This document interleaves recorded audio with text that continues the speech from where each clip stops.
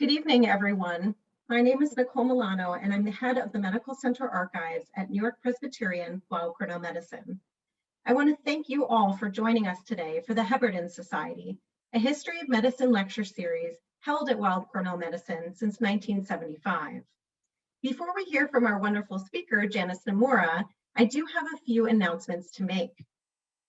I want to begin by thanking our wonderful co-hosts for today's lecture, the New York Academy of Medicine, and in particular, Historical Collections librarian Arlene Shaner, who will now say a few words about their institution. For years, the New York Academy of Medicine has been co-sponsoring one Heberden Society lecture a year. And I am so glad that the one that we are sponsoring, co-sponsoring this year is Janice Nimura, because she's been a wonderful researcher at the Academy Library. So I just want to say just a word about the Academy for those of you who might not be familiar with who we are. We at NIM are champions for health equity, and we're working to eliminate the barriers that prevent everyone from living a healthy life by generating knowledge, changing systems, and engaging the public to ensure health for all. So, and then I just want to say just a word about our library. We have one of the most significant history of medicine and public health libraries in the world. Right now, of course, we can't have people visit the library in person. So we invite people to connect with us in the virtual environment. So our website is right at the bottom of the screen there. Please do visit the website to learn more. Send me email. I'm always happy to help you. And I'm delighted to turn this back to Nicole now so that we can move forward with tonight's lecture. Great. Thank you so much, Arlene. Now, if you enjoy tonight's talk, I'd invite you to join us for the final two Heberden Society lectures this season. Dr. Andrew Schaefer will present on Ignaz Semmelweis, an early pioneer in antisepsis and hand washing, ever relevant this year, in March. And Dr. Deirdre Cooper Owens will present on the complicated origins of American gynecology in April. Another huge thank you goes to Dr. David Wolf, who has generously supported this year's series. Now, if you're interested in the history of New York Presbyterian Weill Cornell Medicine, which is of course connected to Doctors Elizabeth and Emily Blackwell, I would invite you to explore the website for our very own Medical Center Archives. The archives includes photographs and documents dating back to 1771, thousands of which are available through the link seen here. Now, we would invite all of you to participate in the question and answer session today. You'll find a Q&A box at the bottom of your screen where you can enter a question, and we'll get to as many as possible at the end of Janice's talk. Now, I have to say, it feels even sweeter to learn more about our first female physician in a year when we've finally seen our first female vice president. And on that note, I'll now turn the virtual microphone over to Associate Professor of Clinical Medicine and Associate Dean of Faculty Development, Dr. Judy Tung. Thank you, Nicole. I can't tell you how lucky I feel today. Lucky to be introducing the first talk of 2021 from this wonderful lecture series hosted by the Heberden Society, a society I was privileged to have recently joined that you've just heard promotes interest in the history of medicine. Lucky to be participating in the celebration of the 200th birthday of Dr. Elizabeth Blackwell, whom you all know was the first woman in America to receive a medical degree. Lucky to be at the hospital and medical college carrying forth Dr. Blackwell's legacy. You'll hear a lot more about her story, but for those of you who don't know, the hospital that Elizabeth Blackwell founded, the New York Infirmary for Indigent Women and Children, is our current day New York Presbyterian Lower Manhattan Hospital, and the medical college that Dr. Blackwell founded devoted to providing women a medical education equivalent to that of men, later became a part of what is now Weill Cornell. And finally, luckiest to be introducing our speaker tonight, Janice Nimura, author of the hot off the press book titled The Doctor's Blackwell, which the New York Times Book Review calls a richly detailed and propulsive biography The Wall Street Journal describes as ablaze with hallucinatory energy, and the Boston Globe praises as a meticulously researched narrative which tells the kind of nuanced tale that people like to hear. Janice Nimura received a Public Scholar Award from the National Endowment for the Humanities in support of her work on the Doctors Blackwell. Her previous book, Daughters of the Samurai, A Journey from East to West and Back, was a New York Times notable book in 2015. And her essays and book reviews have appeared in the New York Times, the Washington Post, the LA Times, the Smithsonian, the Chicago Tribune, amongst many, many other notable publications. Janice actually wanted to be a doctor at one point in her life, but instead majored in English at Yale, worked in publishing, moving to Japan with her Tokyo-born husband, completed an MA in East Asian Studies at Columbia upon their return to her native New York. And she grew into an understanding that history is made of stories, falling in love with archival treasure hunting, especially when it led her to the forgotten lives of border-crossing 19th century women. So we are thrilled to have Janice school us today. The mic is yours. Thank you, Judy, so much. I'm going to share my screen. And off we go. It's really such an honor and a privilege and a thrill to be with this audience on this night, the 200th birthday of Elizabeth Blackwell.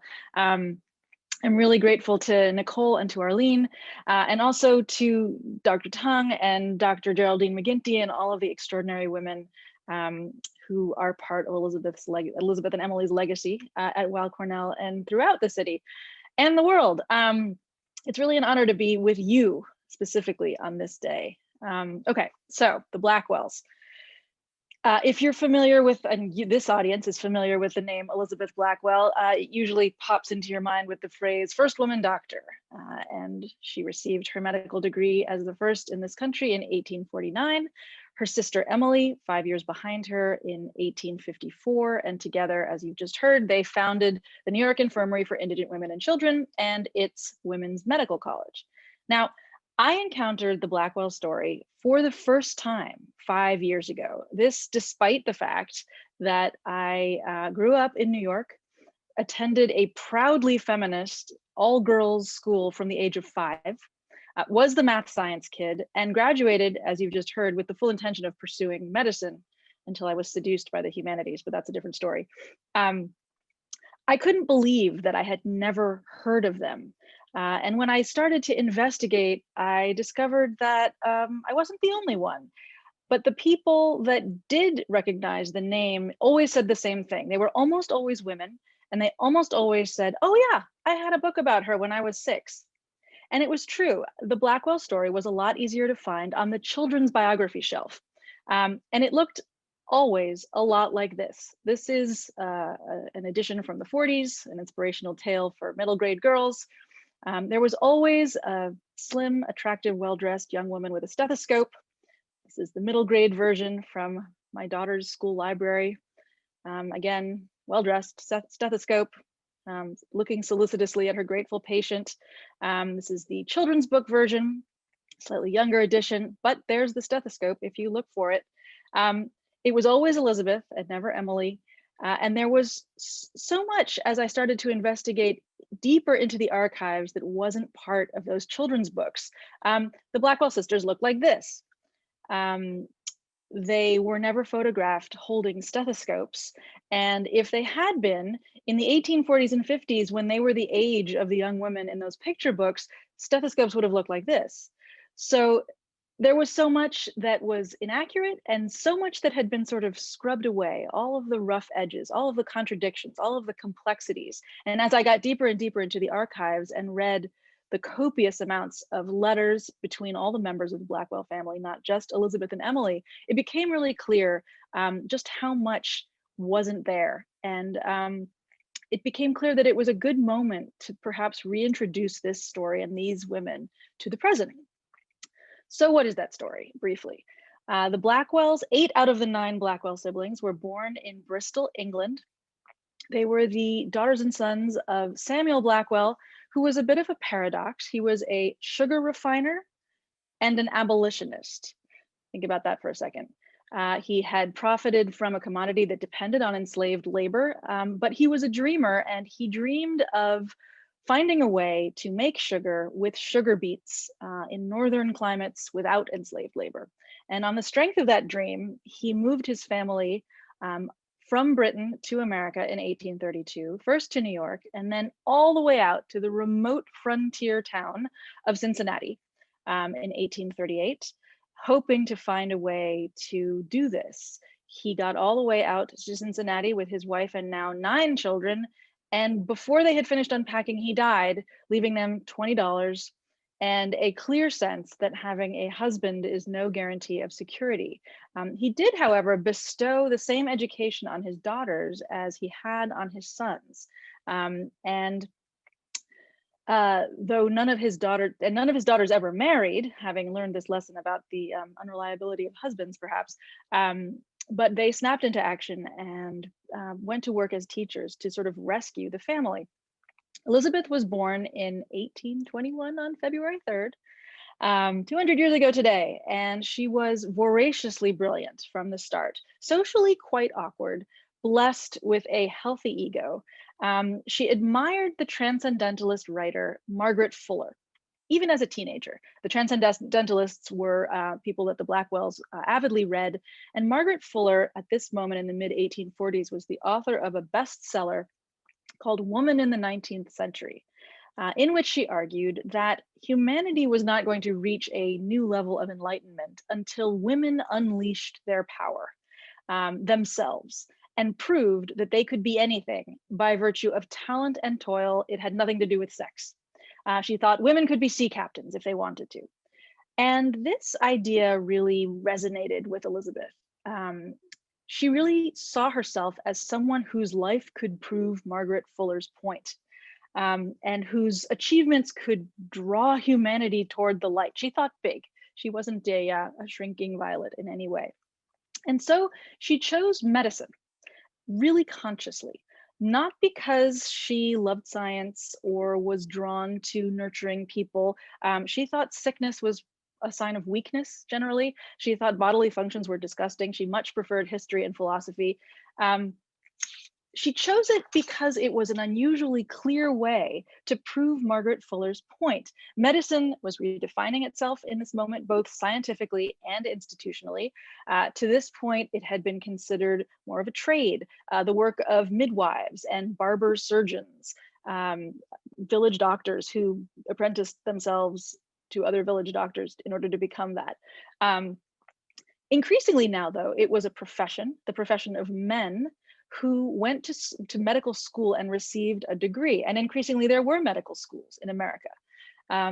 So if a woman passed all the tests, the examinations for a diploma in medicine, Elizabeth thought, who could argue that she wasn't qualified to be a doctor?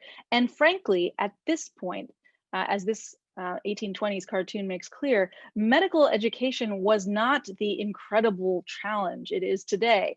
Medical school consisted of two consecutive identical 16-week terms of classes, which you sat through with a pen and paper. If you were lucky, you got to watch dissections. If you were really lucky, you got to do some dissections. But you graduated after those 2 terms of lectures with a diploma and usually no experience at all with a living patient. Elizabeth, knowing her own intellectual force, was pretty sure that if somebody would just let her in, she would do just fine. So at the age of 26, she found someone who would let her in. She won admission to a tiny rural medical school called Geneva Medical College in Geneva, New York.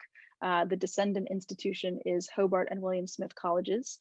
Although Syracuse and Upstate both claim descendants from the medical college there.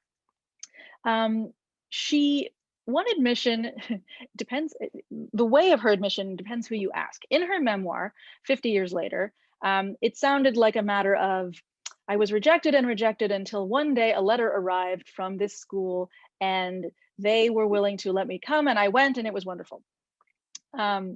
In the appendix to her memoir, interestingly, she had enough of a sense of humor about herself to add in the real story there at the back, which was this.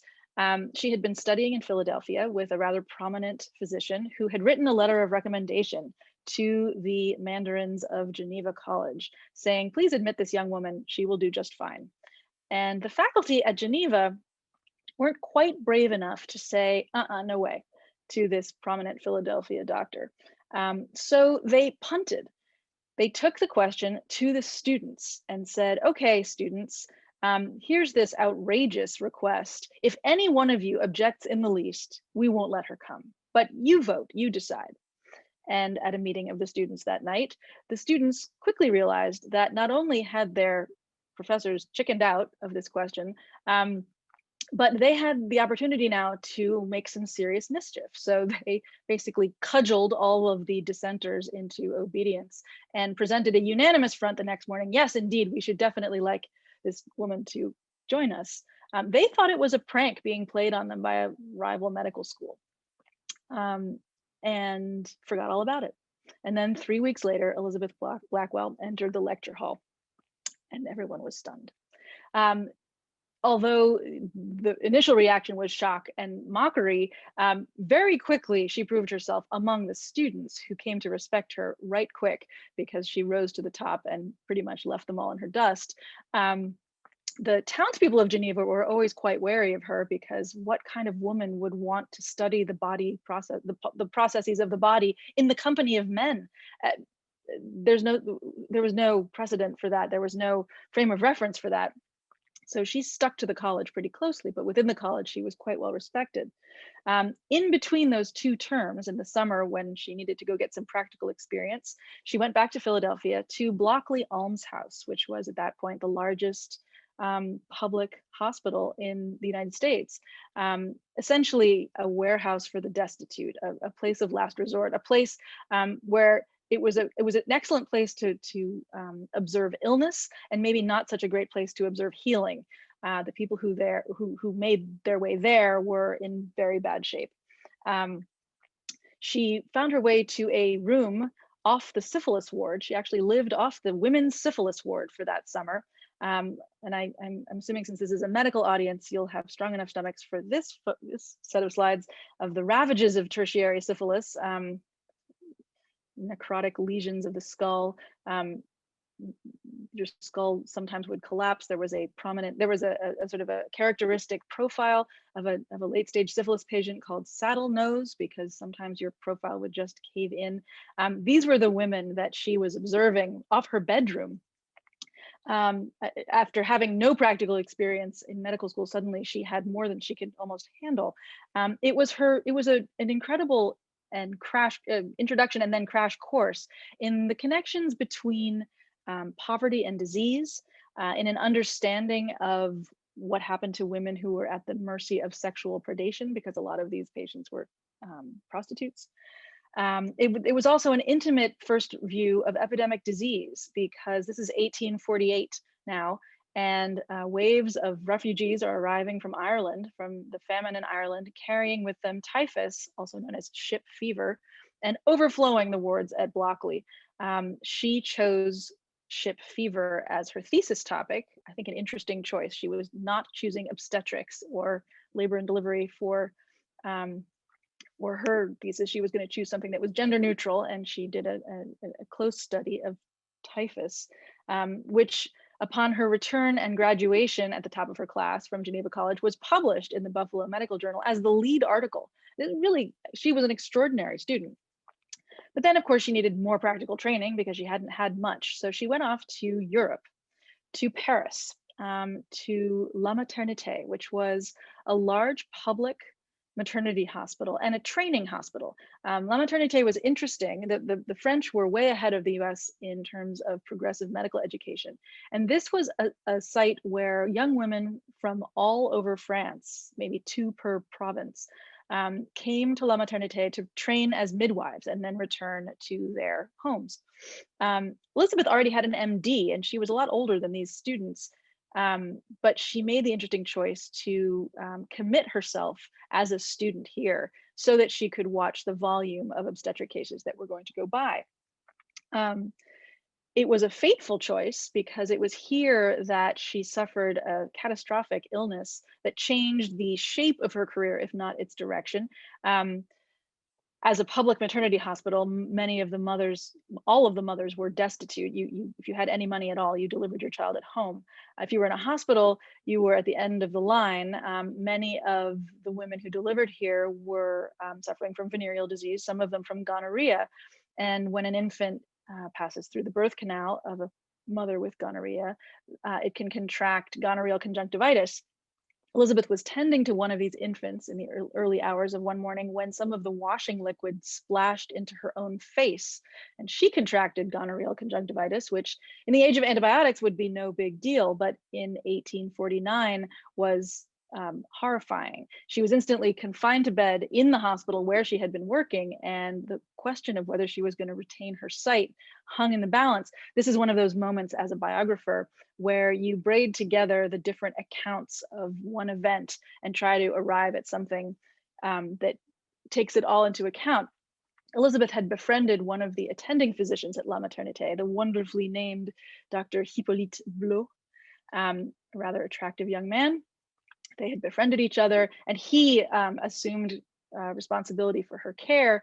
She wrote about her illness in her memoir, again, 50 years later, with, she sounded like this. Ah, how dreadful it was to find the daylight gradually fading as my kind doctor bent over me and removed with an exquisite delicacy of touch the films that had formed over the pupil. I could see him for a moment clearly, but the sight soon vanished and the eye was left in darkness. It sort of sounds like a romance novel. However, we have another account of this moment from Elizabeth's sister, Anna Blackwell, her oldest sister, who happened to be in Paris at the same time. Anna, as this wonderful pose suggests, was a Class A drama queen and a journalist. And she was spending a lot of time at Elizabeth's bedside and wrote to the family horrified accounts of what her sister was going through. Her account sounds like this. The pupil presents just now the appearance of one of those little misshapen blackberries of 3 granulations and half dried up that one sees so often on some scrubby little bush. If you can fancy one such in dull looking lead, you have just the appearance of this poor eye. So you get a sense then of the graphic reality, not the romantic kind.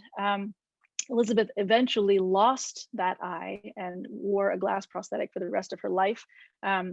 You can actually see the asymmetry in her gaze if you look at this photo closely. She never spoke of it, and there were many people who were never aware that one of her eyes was a prosthetic.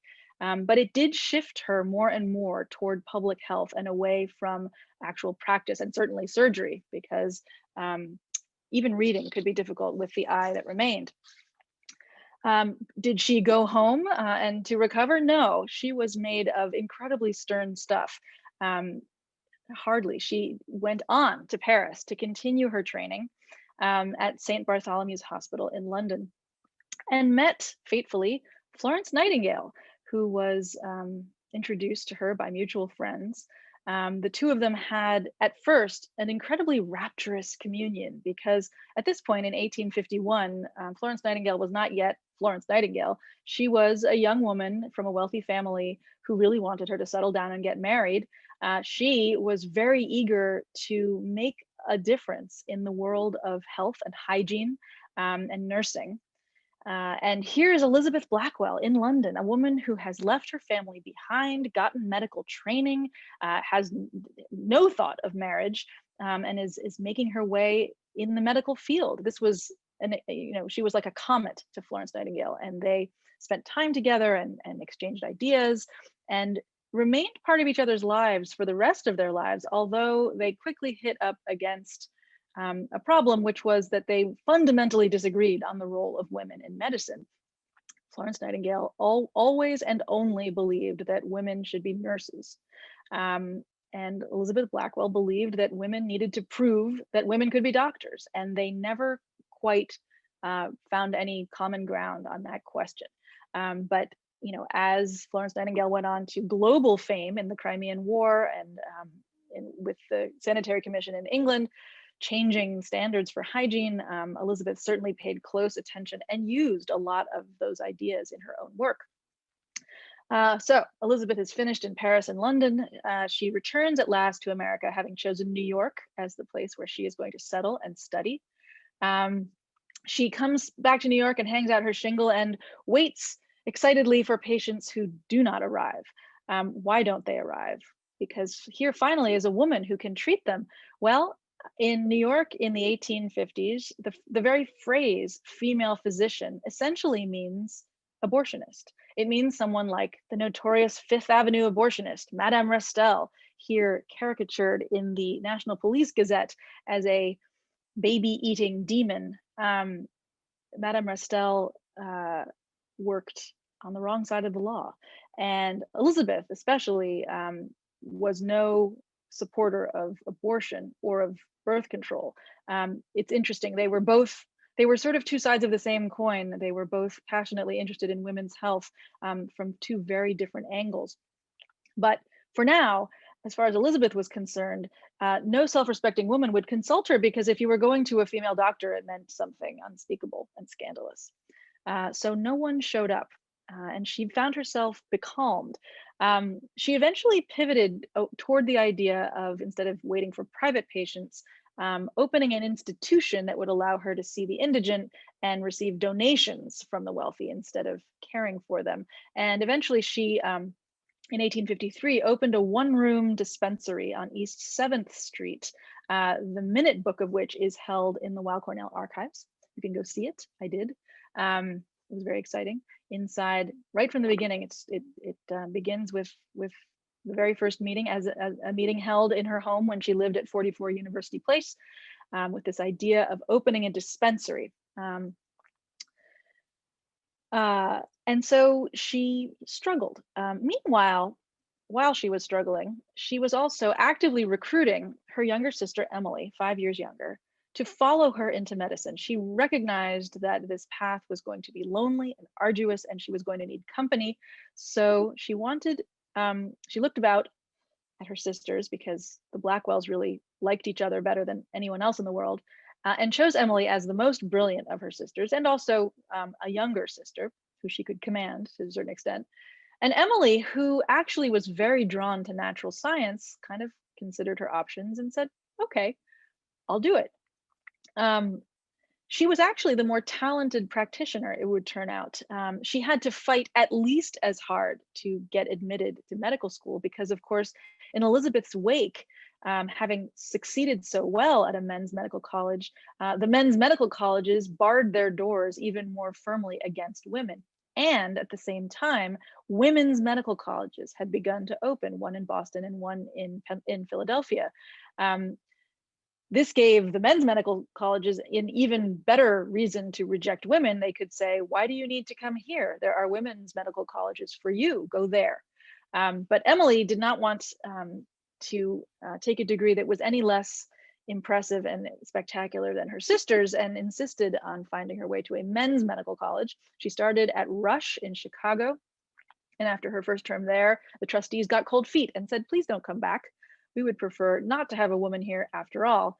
She, undaunted, turned right around and found her way to Cleveland Medical College, which has since morphed into Case Western, and finished up there in 1854. Then, of course, she needed practical training too. She had done some at Bellevue in New York, as one of the first women to walk the wards of a hospital in New York. But then she really needed to go to Europe, where the even more illustrious centers of medical education were. And so she went to Edinburgh and apprenticed herself to James Young Simpson, then one of the most illustrious and flamboyant physicians working in Edinburgh. He was a big deal at the University of Edinburgh. He was a physician to the Queen. He was the man who had discovered the anesthetic properties of chloroform. He did that by passing a decanter of chloroform around his friends at the dinner table, and upon which they all burst into hysterical laughter and then passed out under the table. He was a bit of a showman. And I suspect that he liked the shock value of having a female among his assistants. That said, he taught her a great deal and respected her deeply. In his practice, he was an obstetrician and gynecologist who was pioneering things like pelvic exams. That hadn't been a normal part of consultation to this point. Emily was startled at first and then impressed by his diagnostic skill. He taught her the uses of instruments like these, a stem pessary to help with uterine prolapse. He showed her how to take measurements of the cervix with his invention, a uterine sound. She wrote about all of this copiously back to Elizabeth, who was struggling in New York. And it's interesting, you can see on the side of this letter, those instruments, her sketches of them. Elizabeth, deeply underemployed in New York, passionately reading Emily's letters, which were full of the latest of everything in the field that she was studying. From the start, I wanted this to be a double biography, a story of Elizabeth and Emily. Of course, there is more material on and about Elizabeth. She wrote more, she published more was written about her. So what do you do when you're telling the story of two women and there's more information about one than the other? One of the things you can do is follow them around. And part of the biggest joy of this project was walking in the footsteps of the subjects and trying to feel with my five senses what they had felt and touched and seen. So I went to Edinburgh and wandered around in Emily's footsteps. This is Queen Street in the new town of Edinburgh, where James Young Simpson's house was, in the middle of the row, number 52. It was the only house in the row with an extra story because his practice and his family and his friends basically couldn't fit in a normal house. I took that picture, and on the day that I went to visit, the door was open. So in the spirit of following in the footsteps, I walked in. It's a drug rehabilitation center, so I wasn't exactly trespassing. But even just wandering around until I was told to wander out again, you get a sense of what Emily saw every day when she came to work in the consulting rooms of Simpson's house. For instance, his initials worked into the banister of the staircase, which are still there. What kind of man works his initials into his own banister? You got a sense of Simpson's flamboyance and where she walked every day. I went to the Royal College of Surgeons in Edinburgh, which I highly recommend when things are open and we can travel again.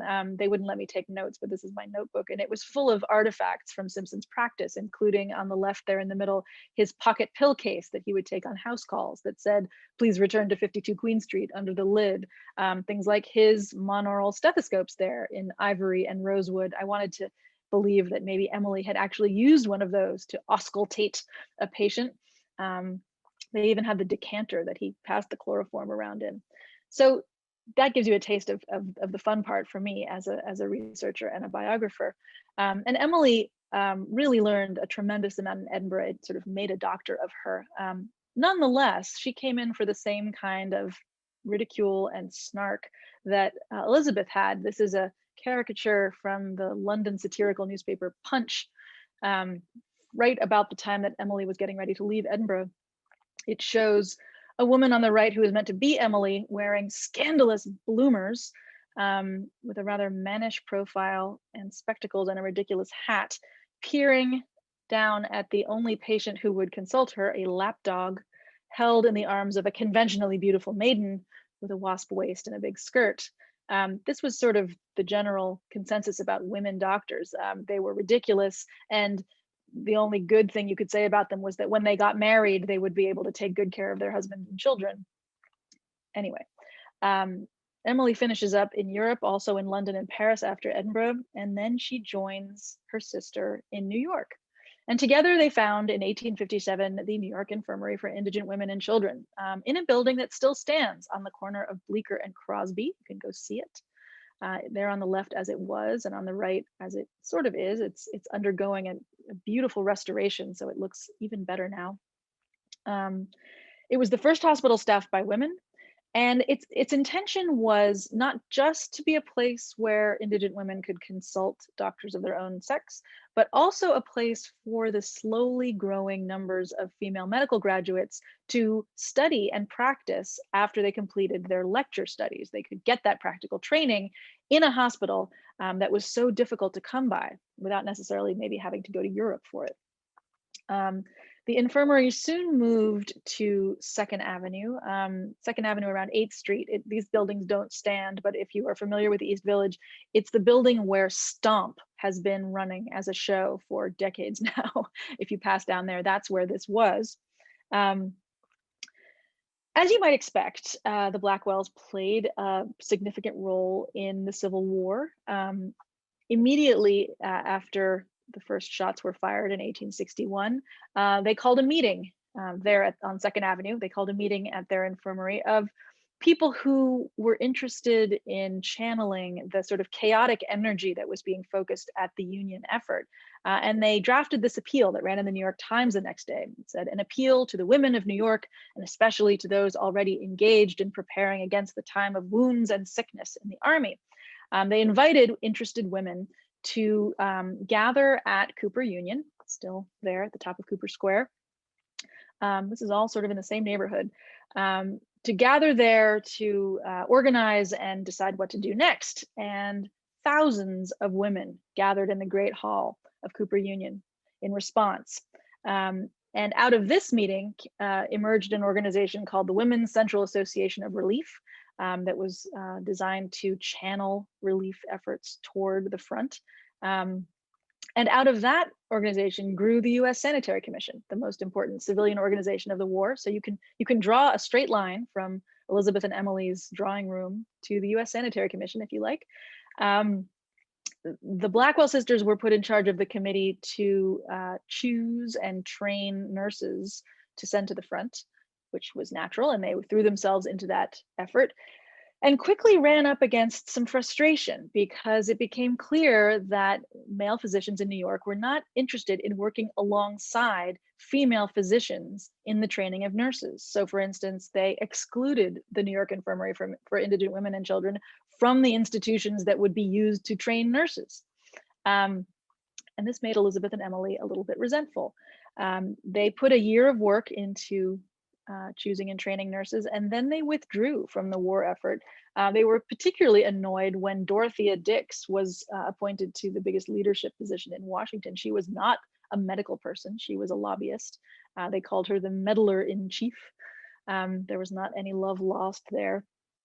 And so they withdrew from the war effort and turned their attention to their newest project, a project they had never intended to do at the outset. They founded their own women's medical college now in 1869. Now, they had never intended to found a women's medical college. They really wanted women to study alongside men when it came to medicine, but the women's medical colleges that existed made it easy for men's colleges to reject women. And the product they were turning out, those women's medical colleges, the Blackwells found inferior. They were a little frustrated with the graduates from Philadelphia and Boston who were showing up at the infirmary for practical training. They just had no respect for what these women had learned. The Blackwells had extremely high standards for everything. So in the end, they changed their minds and they said, okay, we will open our own women's medical college, but it will be more challenging and rigorous than even the institutions that we attended ourselves. And it was 3 years instead of 2. The courses built on each other instead of repeating. There was a lot of emphasis on practical training at the bedside and not just in the lecture hall.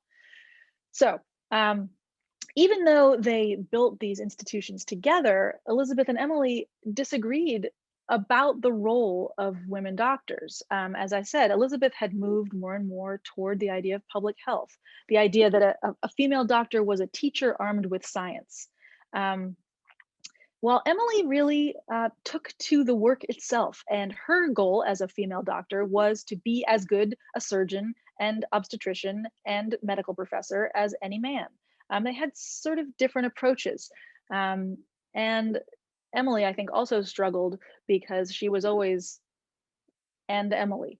It was hard not being the first, not being the eldest. She felt always that she was, I think she said she always felt like she was gleaming on the edges of her sister's career. So once these institutions were founded, almost immediately, Elizabeth decided to leave New York and return to England, where she had always preferred to be. And that's where she stayed for the last 40 years of her life, pursuing much more public health than practice, and leaving Emily to lead the institutions they had founded together, which she did really brilliantly for 40 years. Weill Cornell also holds some of the lecture tickets from the Women's Medical College. You can see on the left, that is a ticket for Emily Blackwell's courses in obstetrics and diseases of women. And on the right, a lecture ticket from Mary Putnam Jacobi, who returned from the Sorbonne in France to New York and joined Emily to teach at the Women's Medical College. I'm very grateful to Miss Grace Peckham for saving all of her lecture tickets. This was how it worked in medical school then. You would buy a ticket for each professor's lectures. And so you would have them in your writing case to prove that you had paid your tuition. That's how you did it.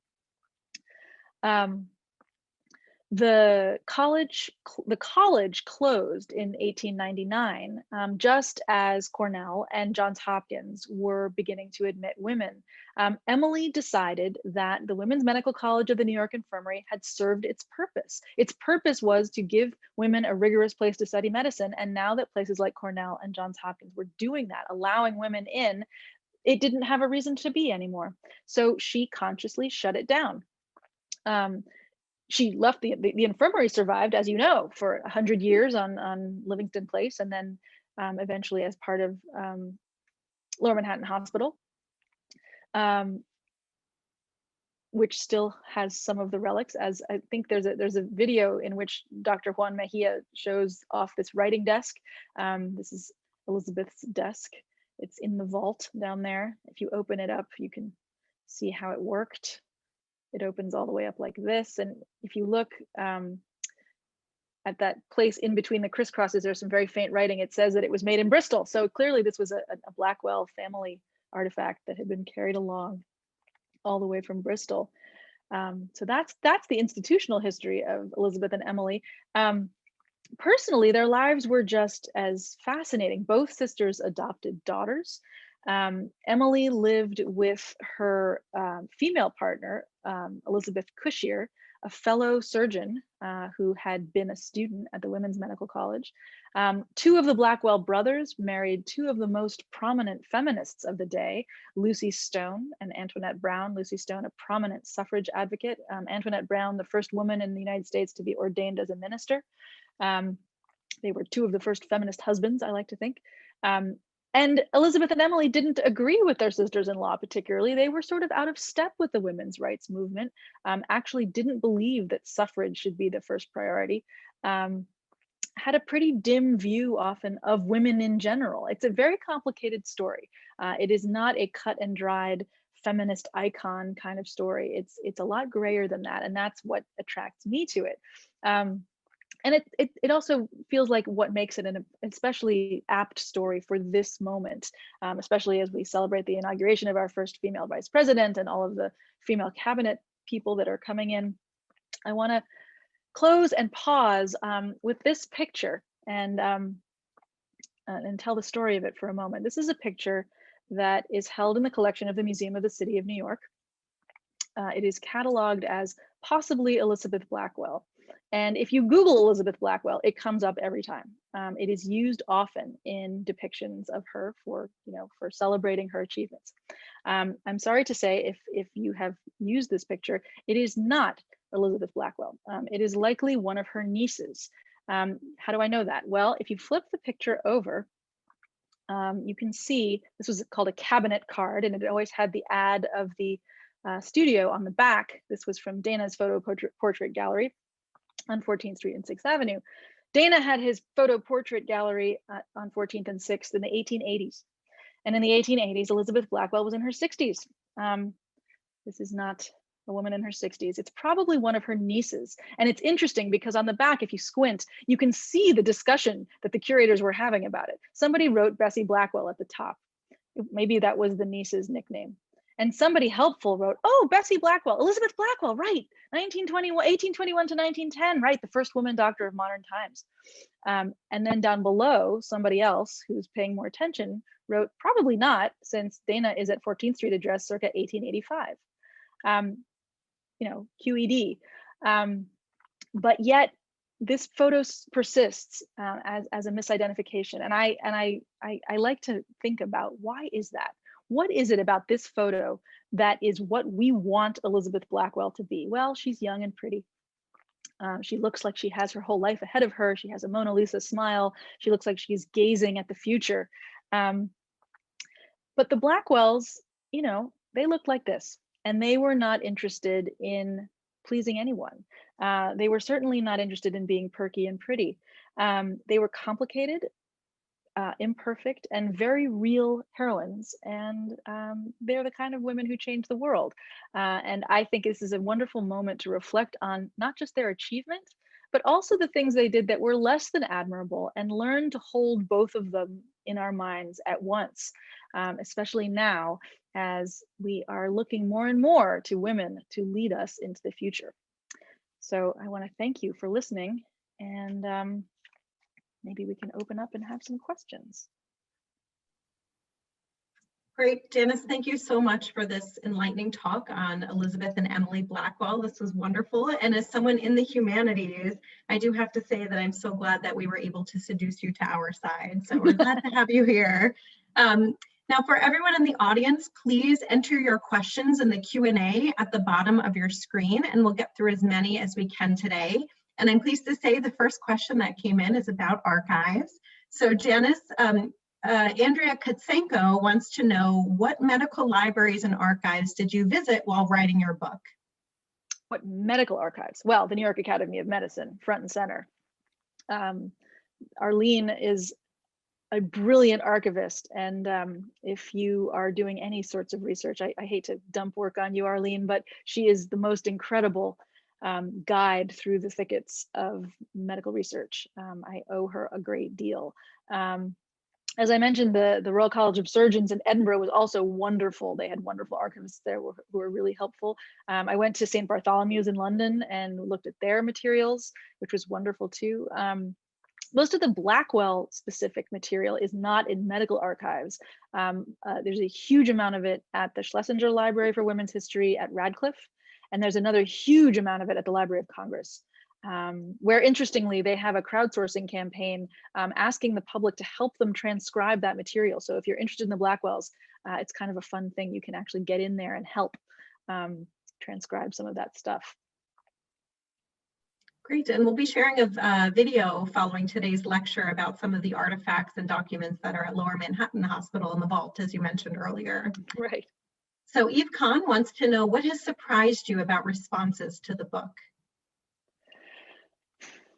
I guess what surprised me is that early on, when I was first working on the Blackwells, I started to realize that one of the reasons that they were mostly on the children's shelf and there hadn't been that many adult biographies written about them is that they could be hard to like. They were not adorable people. They were not always in line with the women's movement of the time or feminist thought now. And I think that had made it hard for people to connect, for biographers to connect to them. But it's what attracted me, because I like contrary people. I guess I've been raised by a lot of cranky women or something. And I like them. I like what they have to teach me. So I really liked listening to what the Blackwell sisters had to teach me. And I guess what I'm surprised about is that that seems to have struck a chord, and that people seem to really be responding to them as difficult, complicated women. And I'm very heartened by that, as well as surprised. Yeah.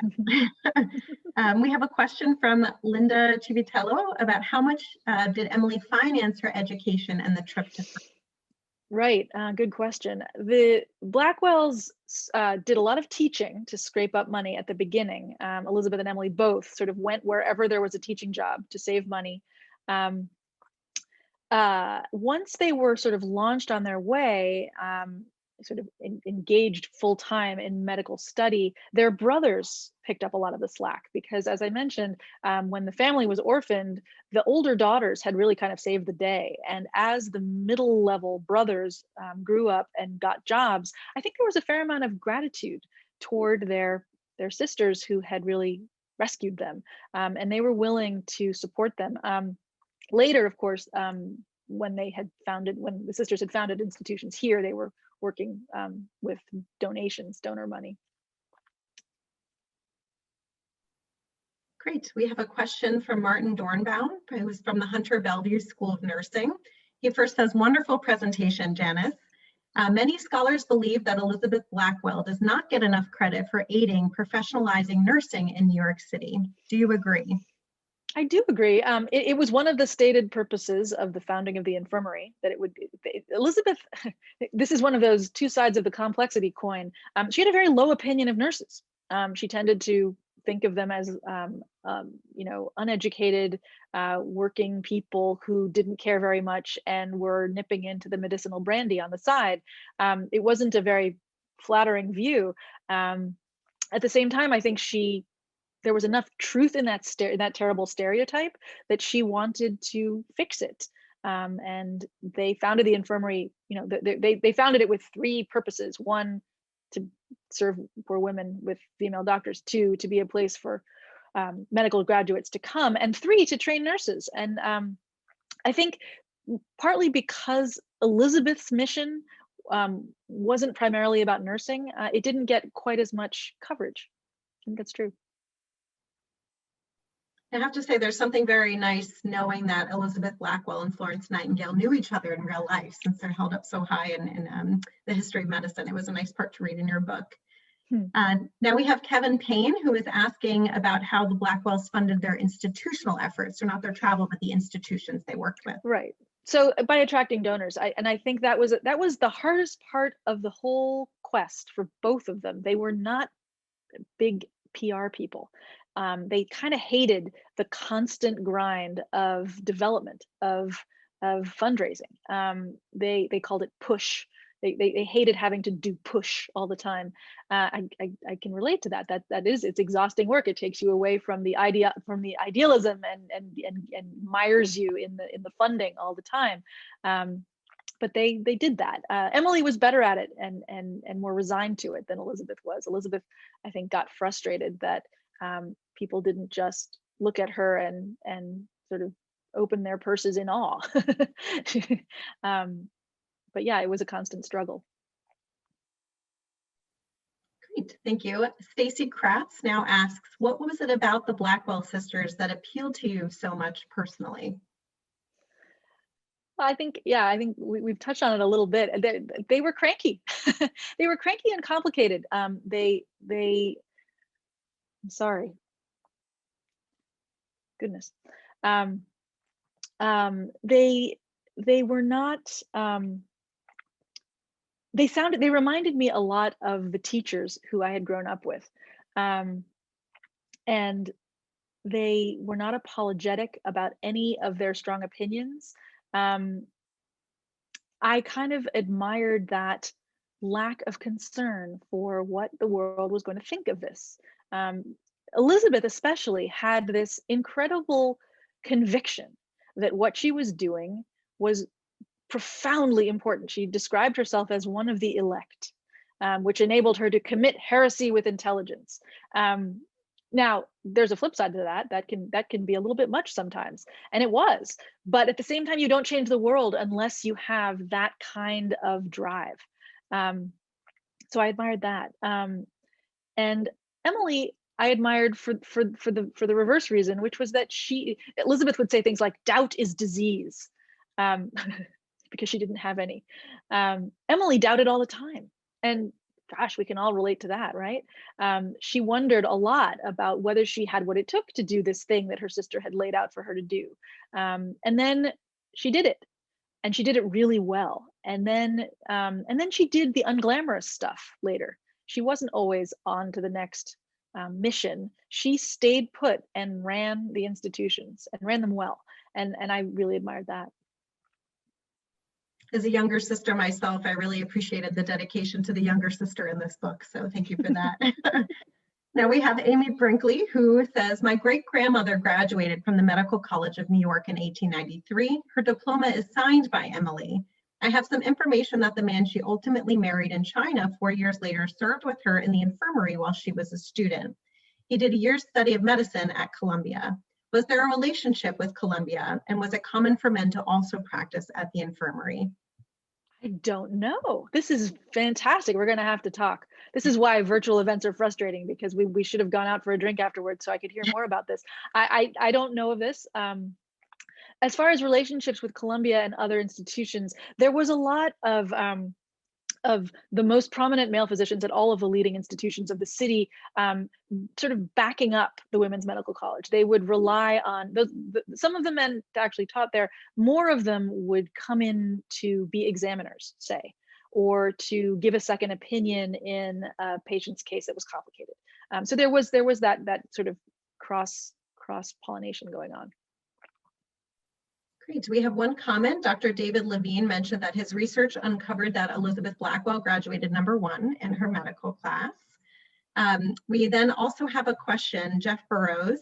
He said, thank you for the great presentation. You mentioned that Elizabeth and Emily's older sister was a journalist, also kind of a trailblazing profession for the 1840s. Could you tell us a little bit more about her, the sister, and or the other siblings' professions? Right.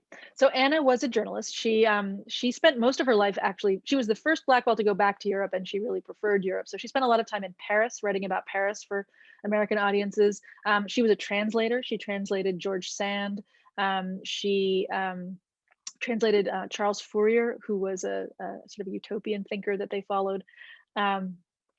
She made a living by her pen. The youngest sister, Ellen, was a painter who studied with Ruskin. I wouldn't say she was a successful painter. She did earn money painting, but I think she was mostly supported by her family, although she, went out there and studied with painters in Europe by herself. The fifth sister, Marion, was the one who sort of stayed home and took care of mom. She was the kind of the hearth tender of the family, but they all looked to her as kind of a stalwart figure. And then, of course, there were two of the four brothers married those other career women, Lucy Stone and Antoinette Brown. There were a lot of strong women in that family. Great. Amy Brinkley agrees. She's looking forward to the drink, she said. Then we have a question from Remu Anais, who says, how did research and innovation take priority in their institute? That's a good question. I think more so under Emily than under Elizabeth. Elizabeth was a little bit conservative when it came to medical innovation. She had come of age believing that there was a moral component to health, that for instance, venereal diseases usually happen because of bad behavior, not because of some amoral microbe. And she wasn't sure about vaccines either. She had an experience administering a vaccine to a child that died, and it seemed to her against God's plan to do something that might risk that. So she had sort of a retrograde attitude toward the big changes that were coming so fast, germ theory. Although she did have a very progressive attitude toward hygiene. She got it about hand washing long before anyone else. Emily was more interested in innovation. She was, especially when it came to things like surgical technique, she brought fistula surgery to the infirmary and was interested in innovations in that. Even while she was apprenticing with Simpson in Edinburgh, she was thinking about, how do we make labor safer for women? How do we make pregnancy more comfortable? How do we protect health in that way? How do we make it better? Rather than just Elizabeth's motto, which was sort of prevention is better than cure. She was much more of a public health advocate. Uh-oh, Nicole, you've been muted. There we go. I think we have time for one more question and then one quick question. I'll do the quick question first. Is today National Women's Physician Day in Elizabeth's honor? I think so. I mean, that's what I always assumed. I don't think I have concrete evidence, but I'm pretty sure that they wouldn't have chose February 3rd for any other reason. That's my understanding as well. And then we have one more question. Carrie Bloomfield says, thank you for a great presentation. I would be interested in hearing more about how Elizabeth felt that Henry and Samuel married and supported reforming women, given that she avoided marriage to pursue her career. Hi, Carrie. Carrie Bloomfield is Jane Carey Blackwell Bloomfield, the descendant of George Washington Blackwell, the youngest sibling of Elizabeth and Emily. So it's an honor to have you here with us. More about Henry and Samuel. So Elizabeth was all about, she was very happy that her brothers supported women. She wasn't thrilled at the women they chose to support. She liked Lucy and Nettie, as they called Antoinette Brown, well enough personally, but she wasn't all that happy about the very in-your-face aspect of their activism. She didn't believe that the vote should be the first priority of the women's movement. She thought that, and if you gave women the vote now, while they were still in thrall to their men, all that would happen is that their men would tell them how to vote. She thought it was more important for women to sort of emancipate themselves before they had something, a tool like the vote. She also wasn't, Lucy Stone especially, we call them Lucy Stoners because of Lucy Stone, women who kept their maiden name. Lucy Stone was also sometimes known to wear bloomers. She did things that were kind of eye-popping, and that was not Elizabeth's style. She was sort of the old-fashioned brand of early feminist who believed that you change the world by being so excellent no one could fault you, not by doing something that made people startle. So she honored her sisters-in-law. She certainly approved of her brothers supporting them, but their styles would always be different. And I think that's part of why she decamped for England, is that she was more comfortable in a slightly more conservative setting. Great. Well, we do have some more questions, but we won't be able to get to them today. But we do encourage everyone here today to buy the wonderful book that Janice just presented on. We hope that you will be inspired to learn more about Elizabeth and Emily Blackwell, and also about the many women physicians who are incredible and who followed these two amazing sisters. So thank you so much, Janice, and to everyone else, have a wonderful evening. Thank you so much.